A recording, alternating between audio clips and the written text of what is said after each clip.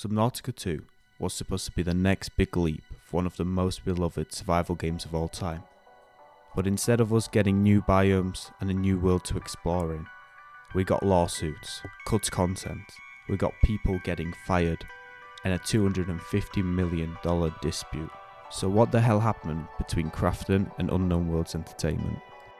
Unknown Worlds Entertainment, the creators of Subnautica and its follow-up Below Zero, were acquired by Krafton in 2021. This is the same company behind PUBG. As part of the $500 million plus acquisition, the original developers from Unknown Worlds Entertainment could also earn a $250 million bonus if Subnautica 2 hit certain milestones on time. At first, things looked promising, until they didn't. In July 2025, Krafton made a move that shocked us all. They fired Subnautica's founder, Charlie Cleveland, co-founder, Max McGuire, and CEO, Ted Gill. Why? According to Krafton, the developers abandoned their responsibilities and they failed to deliver. The game's early access release was delayed from 2025 this year to next year 2026.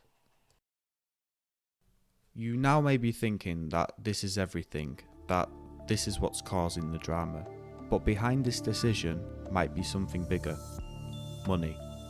The original developers were set to receive up to $250 million if they hit specific goals. Krafton says that the delays were justified due to missed milestones, but a lot of people online are arguing that the publisher may have had financial motivation to avoid paying that bonus. This means that Krafton may have fired the developers in order to save money. On the bright side, Charlie Cleveland is now suing Krafton. He's saying that he never abandoned the project and claims that the game was actually already prepared for early access. He's also saying that the bonus wasn't just for the executives, but it was meant for the entire team of developers. However, Krafton has confirmed the leaked internal slides that people have discovered, which shows missing content and performance issues, which could possibly be backing up their claims. But then you have to think about the developing process, that there's a lot of content that gets scrapped. So where do we go from here, and whose side do we pick? The fanbase is torn. Some players are calling for boycotts, accusing Krafton of sabotaging the original team for profit, while others say that the leadership change might actually help the game get finished and polished rather than rushing it.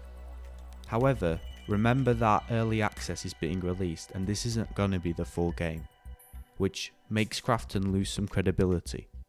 We also all know that the developers that got fired, that this game is everything for them. They created Subnautica when they had very little funding and they worked hard for that game. So I wouldn't see why they would sabotage Subnautica 2 now and not reach their own milestones. So, in conclusion, it's quite a mess.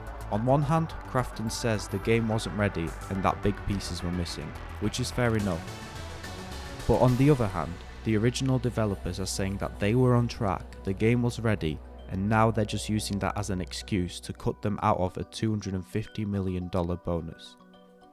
Honestly, we don't have any receipts right now, and this could drag out in court for a while. But if Charlie's right and Krafton did delay things just to avoid paying up, that's a very shady move. At the end of the day, I think a lot of the fans just want the drama to stop and the game to be good.